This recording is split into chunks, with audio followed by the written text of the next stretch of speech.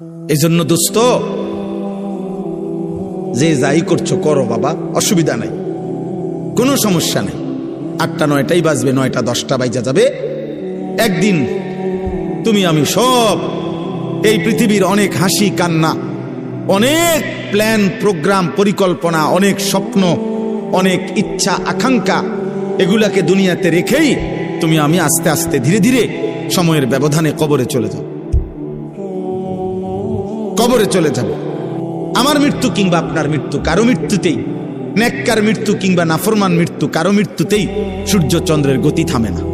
রাসূলুল্লাহ সাল্লাল্লাহু আলাইহি সাল্লাম বলছেন, হাদিসের মধ্যে আছে, নবীজির একজন সন্তান হযরত ইব্রাহিম রাদিয়াল্লাহু তাআলা আনহু, নবীজির সন্তান ইন্তেকাল করছিলেন। তো সেদিন চন্দ্রগ্রহণ লাগছে, চন্দ্রগ্রহণ হয়েছিল। তো সাহাবারা কেউ কেউ মন্তব্য বা কেউ কেউ বলছে নিশ্চয় নবীজির সন্তানের বিরহে চন্দ্রগ্রহণ লাগছে। তখন আল্লাহর নবী সাল্লাল্লাহু আলাইহি ওয়াসাল্লাম তৎক্ষণাৎ সাহাবায়ে কেরামকে মসজিদের মধ্যে জমা করে, দেখেন অনেক ছেলে এখনো মোবাইল ধরে রাখছে, দেখেন, আহা, যাও বাবা বাইরে হয়ে যাও, বাইরে হয়ে যাও, আব্বা ঘুরে দাঁড়াইছো কেন, বাইরে হয়ে যাও, একবারে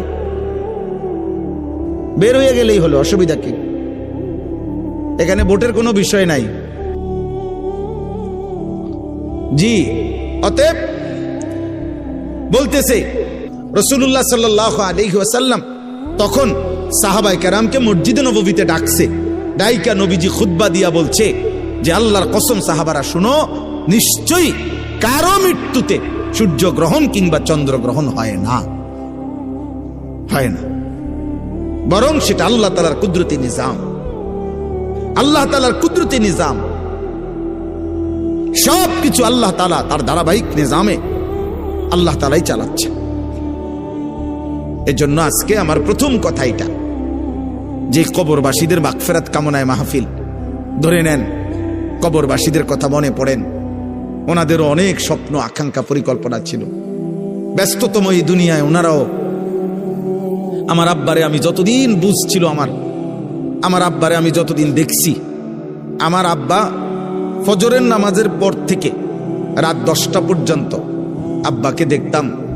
1 নম্বরে উনি মানুষের বাসায় বাসায় কুমিল্লা শহরে একটা সাইকেল দিয়া প্রাইভেট পড়াইতো, এই বাচ্চাদেরকে কোরআন শরীফ শিখাইতো।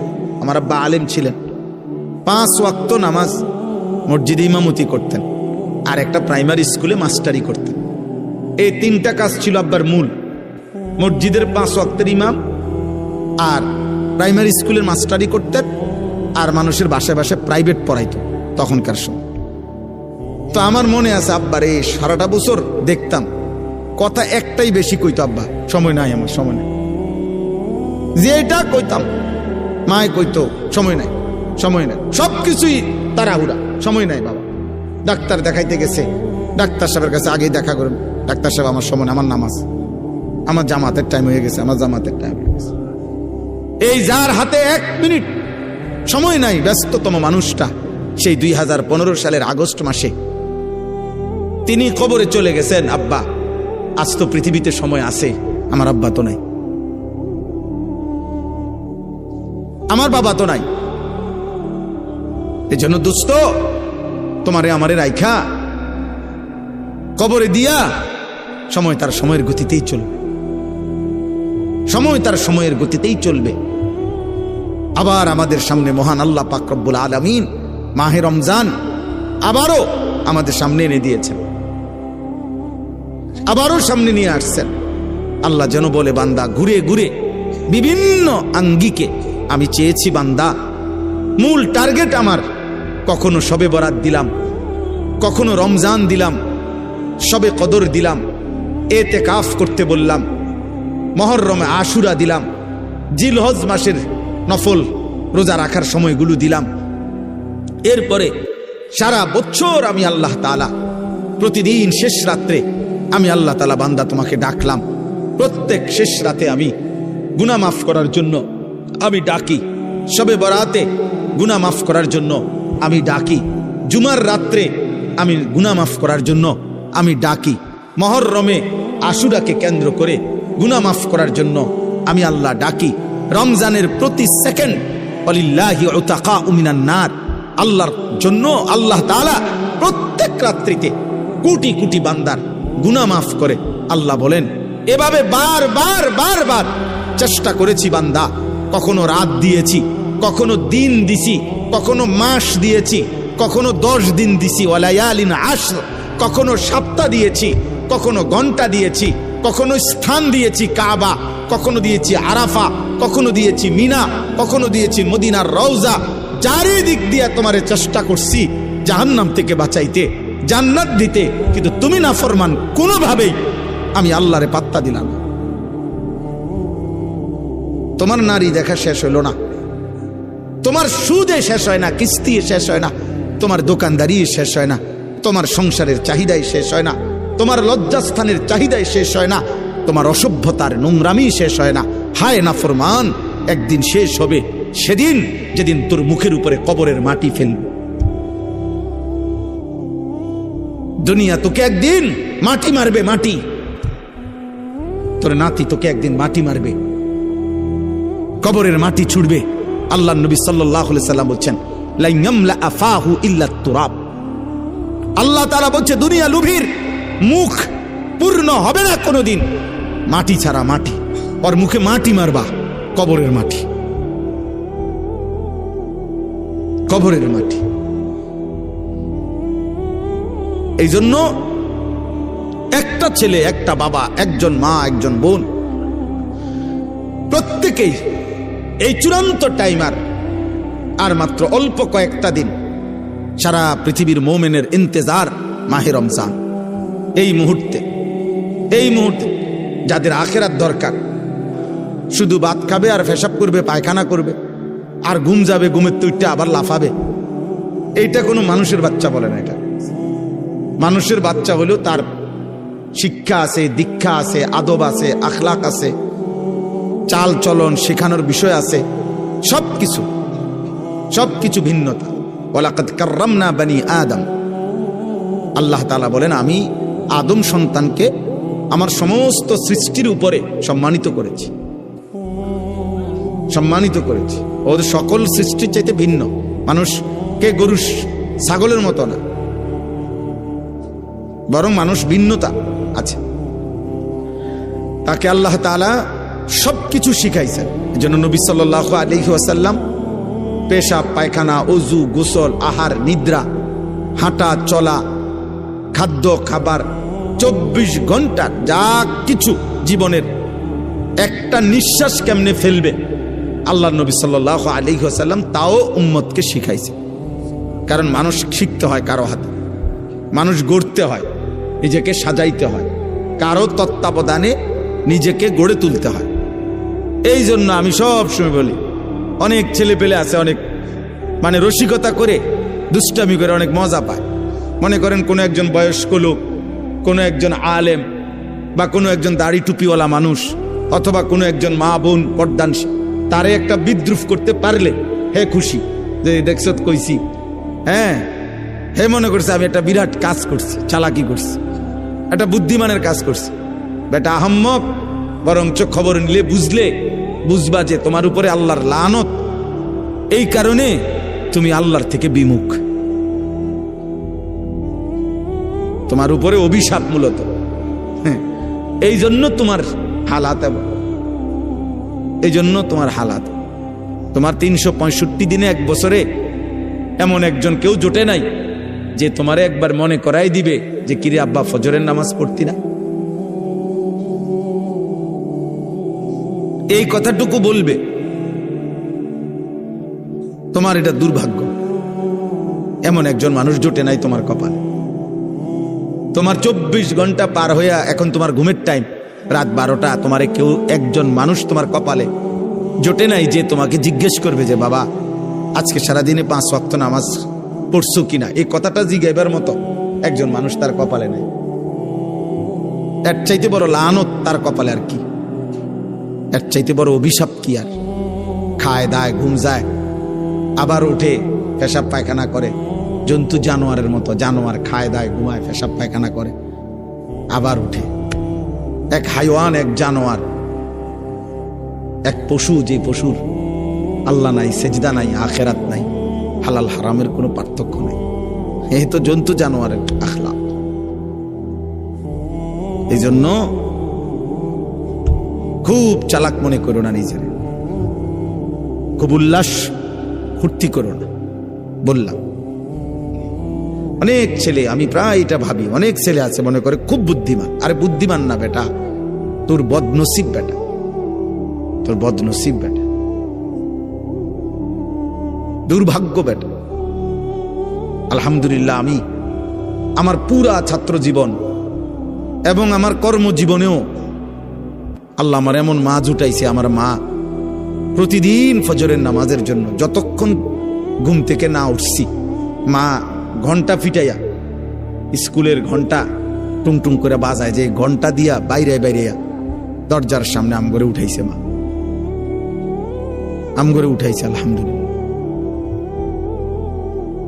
বহুদিন আমার যখন একটা বাচ্চা হয়েছে, আমার বিবি বাচ্চা আছে, আমার সন্তান আছে যখন, তখনও মা আমগরে দরজার সামনে আইসা দরজার ঘন্টা ফিরত। কইতা মা উঠছি তো, কইতো না উঠ, দরজা খোলো, লাইট জ্বালাও। শোয়ার থেকে উঠছি তো কইলে হইতো না। তাহলে এটা সৌভাগ্য আমার জীবনে, আমার জীবনে সৌভাগ্য যে আমি ছাত্র জীবনে আমার বড় ভাই আমার দিকে বারবার খেয়াল রাখছে। আমি চুল কাটে আসছি তো বড় ভাই হাত দিয়ে দেখছে চুল সমান হয়েছে না, বলছে আবার যাও। 3 বার চুল কাটাইছে, একবারে চুল। আলহামদুলিল্লাহ, বিনিময়ে ঠকি নাই।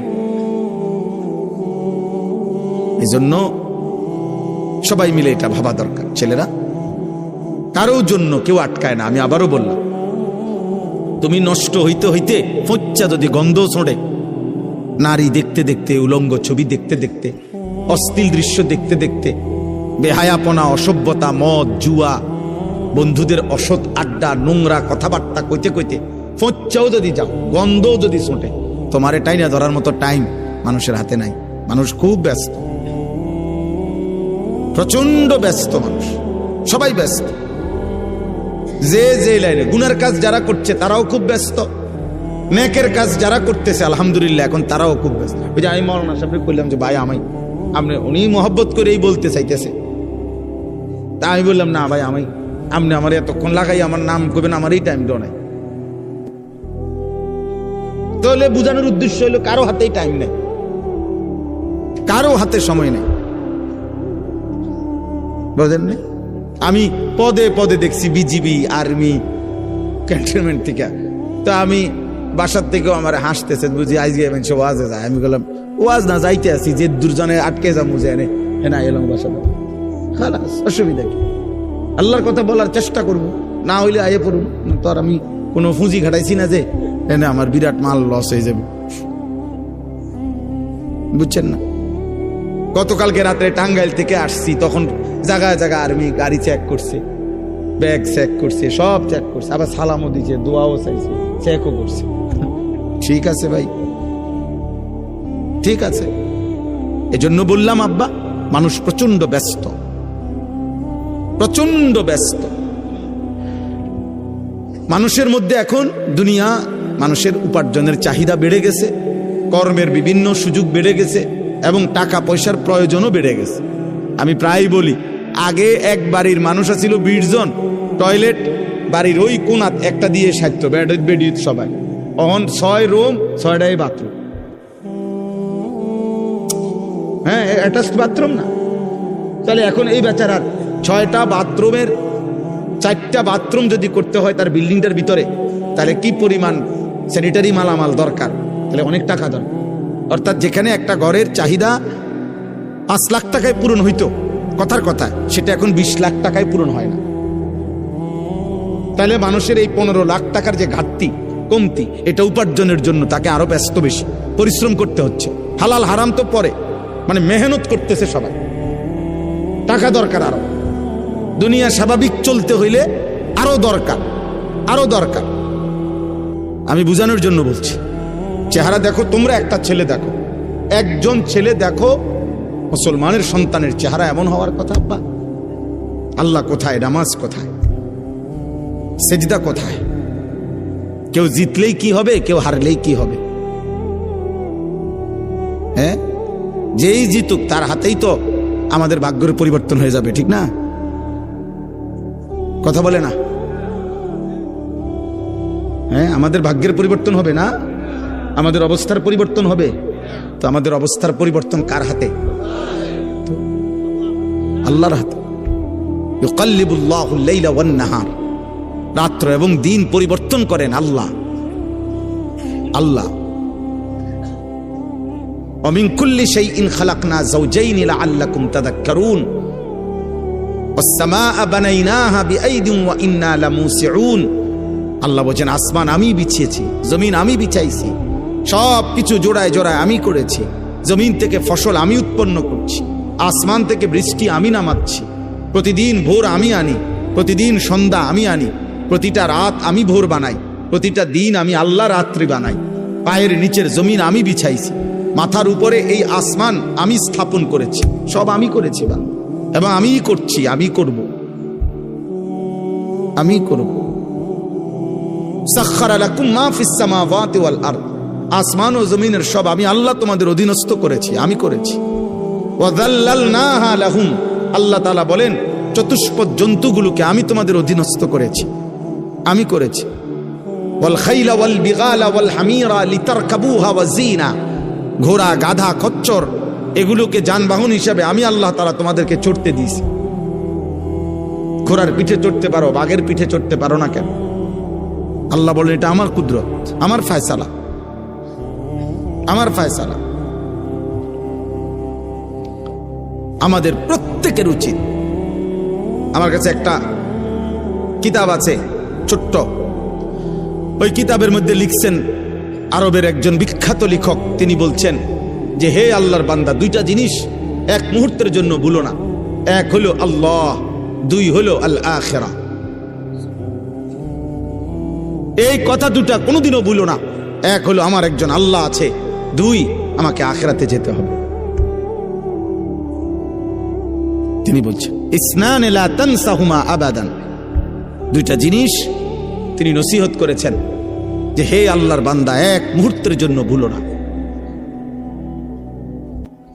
এক নম্বর হলো আল্লাহ জাল্লা জালালুহু, আল্লাহ, আমার আল্লাহ আছে।